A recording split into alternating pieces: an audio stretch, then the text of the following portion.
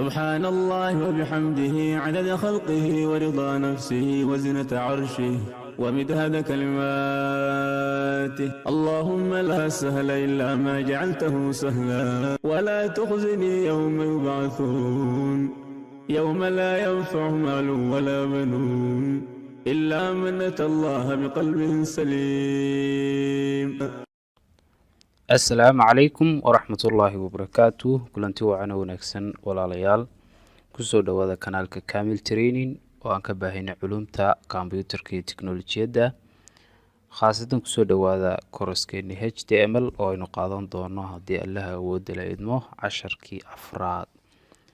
hore waxaynu usoo qaadanay 3 cashar oo keenii ugu dambeeyay aynu kaga soo hadalnay 2 taag oo kala ahaa html headers iyo html fonts. html headers waynu isla soo aragnay ciwaanada luqadan laga ogol yahay in la isticmaalo haayeen 6, halka html fontina aynu ka soo aragnay qaabka colorka farta loo bedelo, sida oo kalena xajmigeeda loo kordhiyo ama size-keeda. maanta waxaynu baran doonaa html font face. haddaba html font face maxay tahay? Using html font face, it makes our document more attractive and dynamic. html fonts waxay faa'iideysaa ama qoraalkeena ay ku daraysaa inuu ahaado mid soo jiidasho leh, yacni qoraalkeena qurux u yeelaya. taagan fonti hore waynu soo aragnay casharkeena 3aad, waxaa ku soo biraya ereyga face. intana horeynu soo aragnay. halkan waa semicolons, waa 2 laakiin hal baad ka dhigan kartaa, intaba way kugu shaqeyn kartaa. waad sii wadaysaa, halkaasaad ka soo xidhaysaa, kadibna qoraalkaad qoraysaa aad rabta inaad wax kaga bedesho. halkaa ugu dambeysana waxaad ka soo xidhaysaa taagii fontiga. bal aynu eegno. qoraaladani waa qoraaladaynu kusoo sameynay casharkeenii hore 3aad. haddaynu bilaabeynaa taagan inaynu ka shaqaysino isla aragno. taaga fonti markaan furno, haddana kiisii kaleynu halkaa kasoo xidhanay si inaynu hadhow ilaawin /font. halkaa dhexe ayaynu qoraal ku qori doonaa.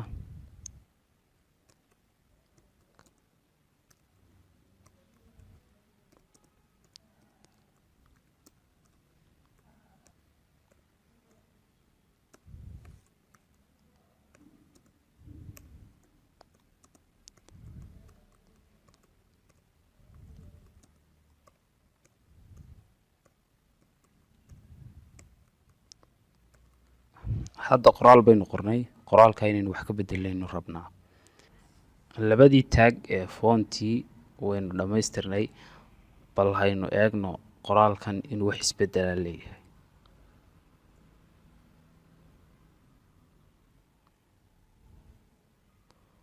qoraalkeenu waa qoraalka ugu hooseeya, aad baanu u yaryar yahay. bal haynu eegno isbedel siino.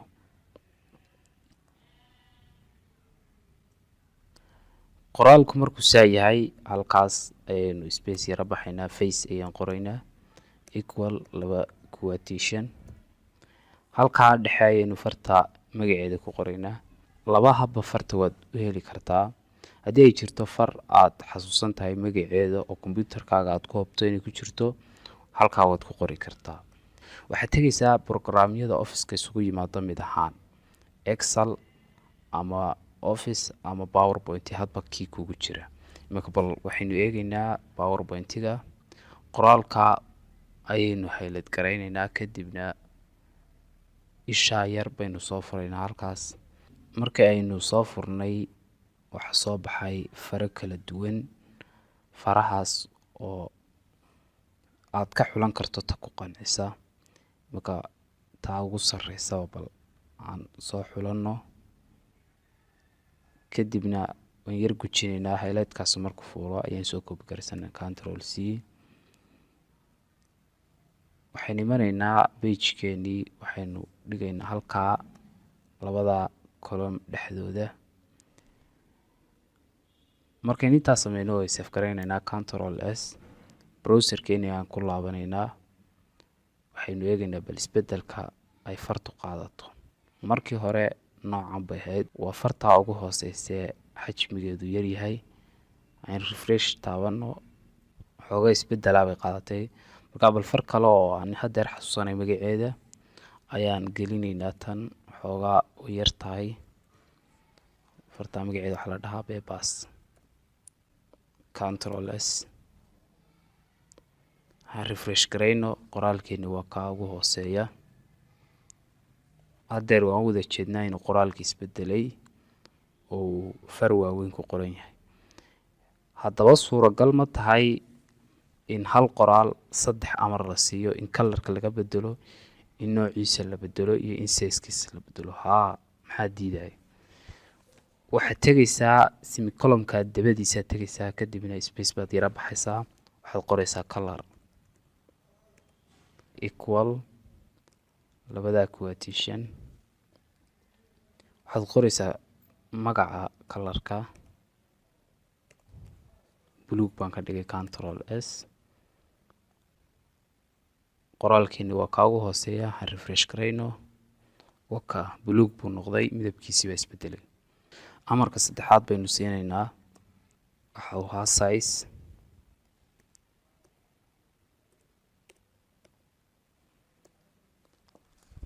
halkaa waxaynu gelinaynaa size-ka farta 12 ka dhigaynaa control s.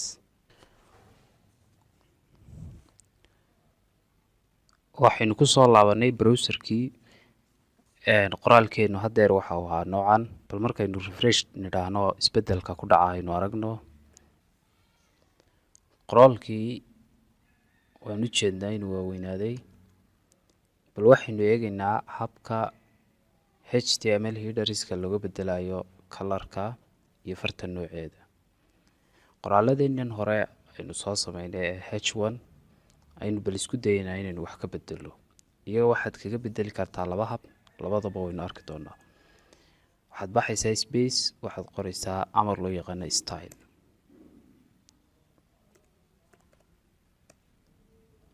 amarka style markaan qorno quotationada waxaynu kusii dhex qori doonaa color 2 dhibcood magaca colorka control s. intaas baad qoraysaa. kadibna waxaynu ku laabanaynaa browserkii. waa refresh garaynaynaa. waad u jeedaan h1 oo kan ahaa waxa uu iska bedelay kalarkii hore uu haystay madowga. waxaanu qaatay kalarka casaanka. aynu amarkaas siinay inaynu kaga bedelno kalarka. habkaas waad uga bedeli kartaa. waxaad kaloo adeegsan kartaa hab labaad. waxaynu ku tijaabin doonaa h2 oo ah qoraalka aynu hadeer bedelnay kalarkiisa qoraalkan ka hooseeya. waayahay, waxaan ku laabanaynaa pagekeedii. waa joognaa. h2 waa kan. h2 taageeda waxba kuma dhex qorayno. taagga inta ka baxno aynu halkaa taag cusub ka furanaynaa oo la yidhaahdo font.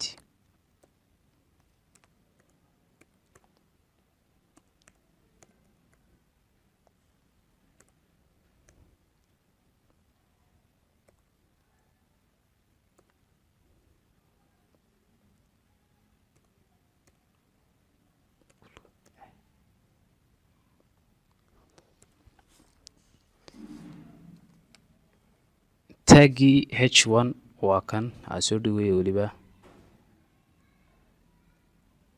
habkii koowaad oo hore aynu soo marnay kan buu ahaa. h1 waa tan. waxaad furaysaa markaa style. waxaad ku xigsiinaysaa equal iyo quotationada. kadibna quotation ayaad ku dhex qoraysaa color 2 dhibcood red.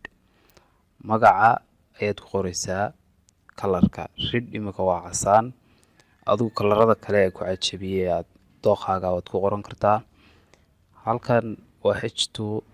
waa amarkii labaad ee wax lagaga bedelayay ciwaanada. waxaad qoraysaa amarkii fonti. waxaad qoraysaa color. color markaad qorto equal 2 quotation magaca kalarka. halkan waxaad ka soo xidhaysaa amarkii hore ee fontiga. imika waynu dhammaystirnay taagga. waynu save garaynaynaa control s. waxaynu ku laabanaynaa browserkii. aan refresh garayno. qoraalka aynu wax ka bedelnay waa kan. waa kaa color wuxuu qaatay buluuga. waana kalarkii aynu soo siinay. waxaynu eegaynaa amaradii kale ma ku fulayaan oo ma lagaga bedeli karaa haa. amarkii fointiga unbaad halkan ku qoraysaa un face oo ah inaad bedesho farta nooceeda.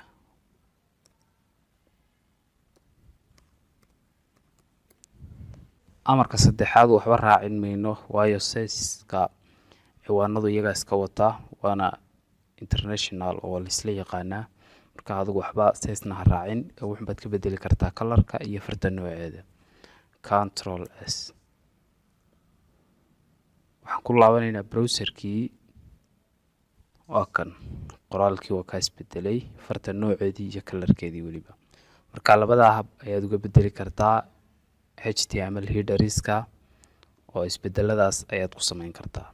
maanta casharkeenii afraad oo aynu ku baranayno imtixaanaheena kooraska HTML halkaas ayaynu ku hakinaynaa.